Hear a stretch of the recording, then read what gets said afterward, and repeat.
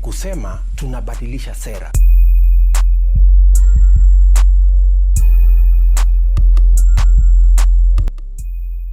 Hey there. Today I want us to study the conceptions and misconceptions of the bottom-up economic model approach in economic development. I feel that I should mention, for the sake of those that would take time to critique this, that this is not an academic paper. It is a simplified view of contributing economic theories, a few notable case studies, and loads of my personal views. First, the definitions. Economics, from where the word economy is derived, is the broad study of how competing wants can be satisfied by scarce resources. It is more of an observation that is quantifiable, and the data therefore is used to make predictions. As much as it is possible to explain a real-life situation using an economic theory, it should be noted that it is never a fully satisfactory answer until it is supported by assumptions. That's why we see a lot of ceteris paribus, or all other things being equal. The father of economics, a Scot named Adam Smith, who lived in the 18th century, left a wealth of thoughts that guided economists for over a century.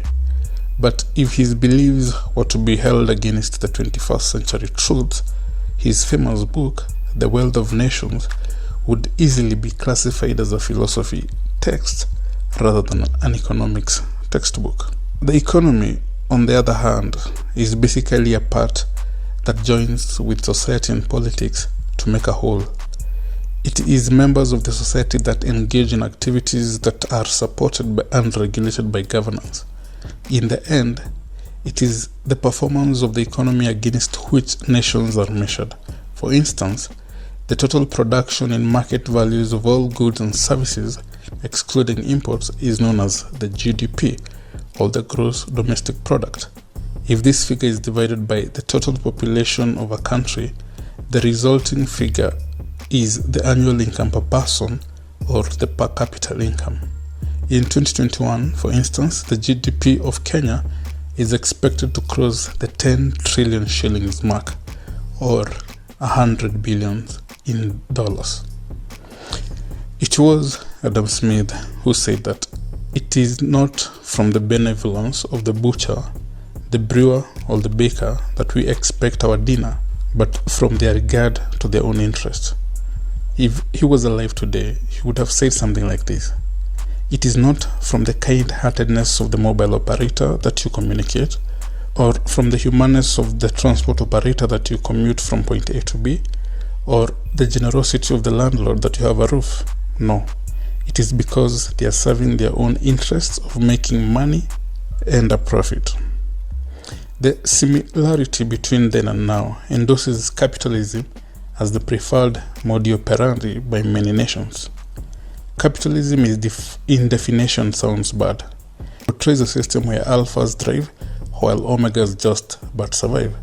A system of great inequality, where, like in Kenya, like in many parts of the world, less than 1% of the population own more wealth than the bottom 99%. The richest 10% of people in Kenya earned an average of 23 times more than the poorest 10%. This is according to Oxfam. In perspective, the resources of production are owned by private citizens, not the government. Production, or the use of these resources, is determined by whether or not the outcome is profit. Mobile operators operate because of profit. Transporters operate because of profit. Schools and hospitals operate for profit.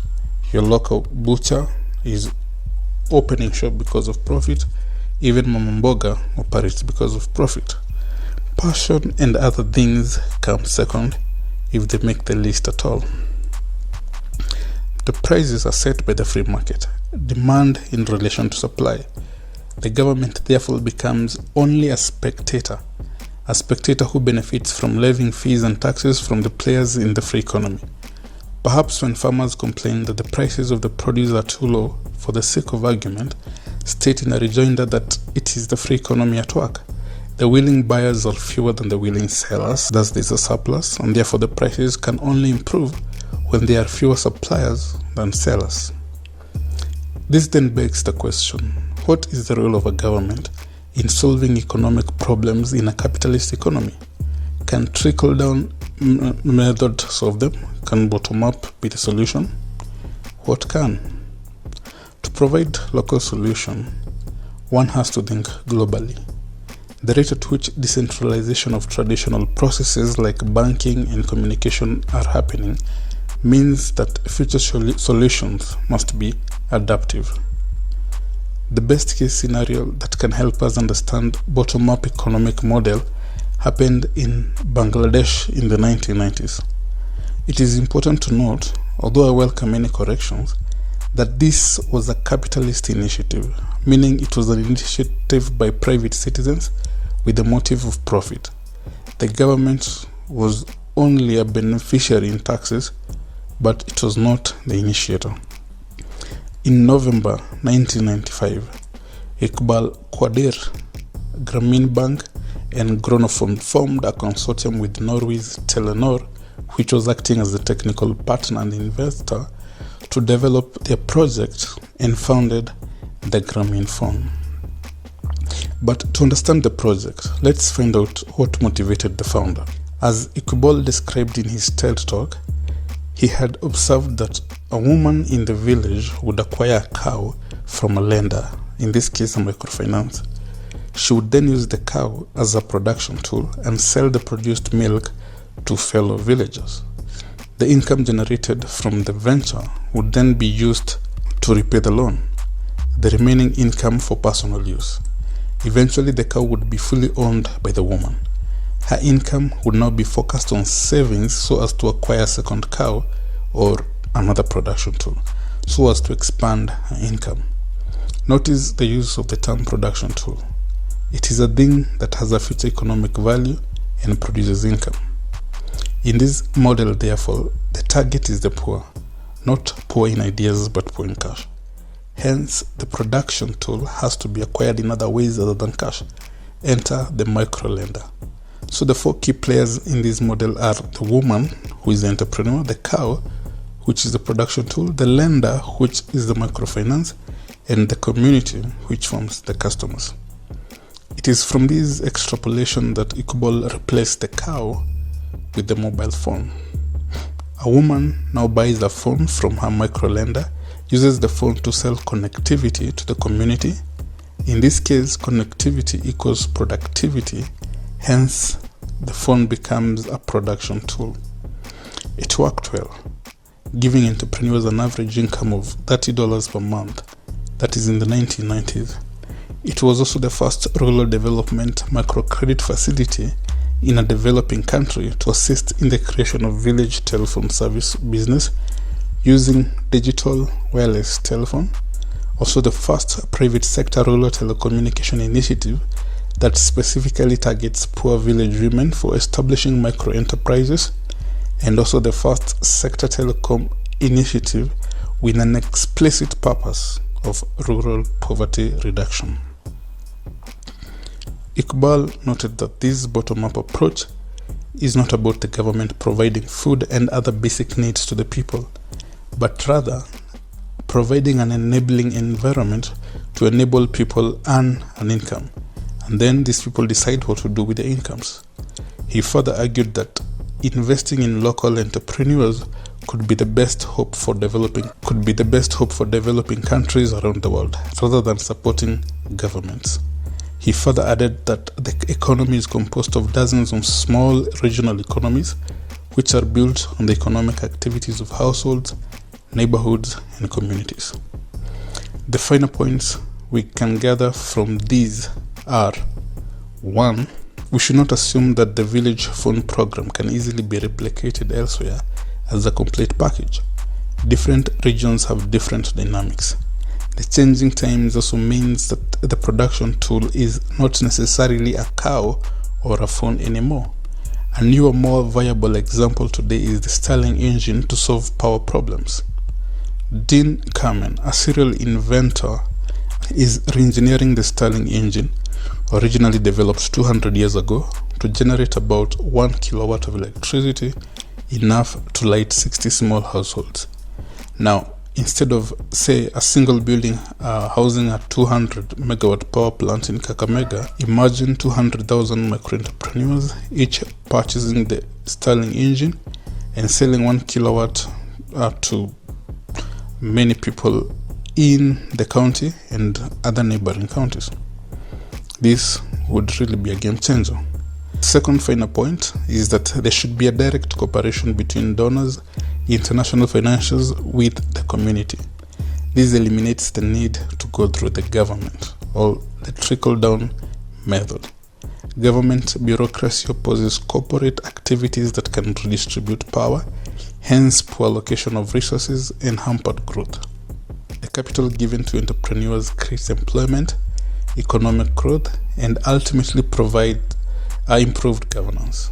But the capital given to predatory government officials for projects funding only strengthens centralized authority and self-interest. The third point is the shift of economic decision to the masses forces the government to listen to people. This is the transition from a lobbyist kind of politics where politicians only tell us what we want to hear to community-based engagement policy where the public are part and parcel of policy formulation or change. Point number 4, the role of the government becomes to give value for the taxes and fees charged in form of infrastructure, defense, and social amenities. Or in other words, to provide public goods that the private sector cannot provide because there is no profit motive. So how far or how near are we as Kenya in implementing the bottom-up approach model? Well, it has been tried but not intensified. From the above story of Bangladesh and Grameenphone, one could relate it to Safaricom and the famous but unfortunately outdated Simu ya Jamii. Every village had an entrepreneur who had a Simu ya Jamii and sold connectivity for a profit. Safaricom has really played that role well up to today with M-Pesa. Recent reports show that the network agents have more than 79,000 M-Pesa outlets in the country. Safaricom Limited does not only rely on the provision of network services, but also through relationships with its customers, M-Pesa agents, business partners, dealers, and stakeholders who together bring about the process of consumer business, financial services, regional sales and operations, enterprise business, and support services. The story of Safaricom goes far to illustrate the power of private entities over government corporations. Telecom Kenya would have never been able to create the kind of impact that Safaricom has, simply because the government bureaucracy and misplaced interests. Another Kenyan example. Recently, the Murang'a government started the cow project. Was it something good but wrong timing? In 2015, it launched a program to help youths get soft loans for dairy farming. The One Youth, One Cow project would help them buy hybrid dairy cows through the Murang'a County Creameries, an umbrella cooperative for more than 36 dairy circles. This was to serve as the micro-lender. Governor Mwangi Wairia said that the county would help the youth identify high-quality cows that will be inspected by veterinarians and livestock officers to assess their health and milk production potential. Once they start milking the cows, the farmers will be given half their pay while the other half will service the loans, said the governor. He estimated that the youth would earn an average of 10,500 shillings each month. Compared to the 2015 GDP per capita income of 11,150, this project was almost at par with the other income-generating projects. As much as it was a good idea, it was still lacking in innovation and progression. Talking of progress, a subscription to this channel and a like on this video would be definitely progressive. What are the key takeaways in understanding the bottom-up economic model? 1. The narrative of the opinion leaders should be what production tools should be given to budding entrepreneurs in order to produce an income. The thinking of the production tools must be progressive. First it was a cow, then a telephone, and maybe a wheelbarrow. But it should be noted in caps and bold underline that if the wheelbarrow is a symbol for a production tool, then by all means it should be a symbol of progressive tools like the one stated in the next sentence. Now we should be thinking of Stirling engine generators, crypto mining equipment, crowdfunding platforms, e-commerce, etc., etc. The second takeaway point. The provision of capital should come from micro-lenders. This is because, unfortunately, banks and cooperatives are capitalist establishments. Their motto is profits first. Youths, women and men in these communities should form peer lending platforms. This can take the form of table banking and merry-go-rounds where peers co-guarantee and lend each other money. Number 3 takeaway point. Government can and should 1. Fund entrepreneurs from the reserved funds through their peer banking institutions. This will lower the cost of capital and ease its accessibility. 2. Decentralize institutions that would result in perpetual cash flows. To put it plainly, Kazi kwa Vijana is a cash injecting program that happens once in a while. It injects cash flows into the local economy but the cash stays only for a while. It flows back into the major cash flow. That's why they said Kazi kwa Vijana, pesa kwa wazee. But what if ministry headquarters were moved from the capital and located in every major city? There would be an influx of tenants to be housed, stomachs to be fed, kids to be schooled, cars to be repaired, revenues to be collected by the county governments, etc. Bangladesh Meaning, is not unique at all. Entrepreneurs would build schools, that is indeed the situation. garages, one big mega city, houses, and etc. large rural Since the areas workers that are on a permanent payroll, from a the modern cash flows would be infrastructure. perpetual.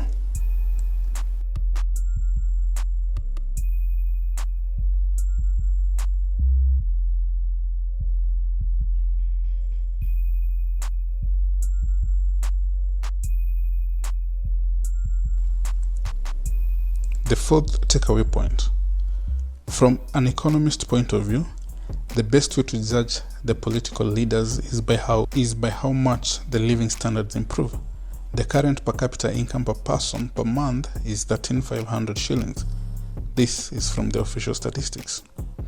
If a proper bottoms-up model is allowed to thrive, then asking for an annual 10% growth as the measure of its effectiveness is a modest request, isn't it?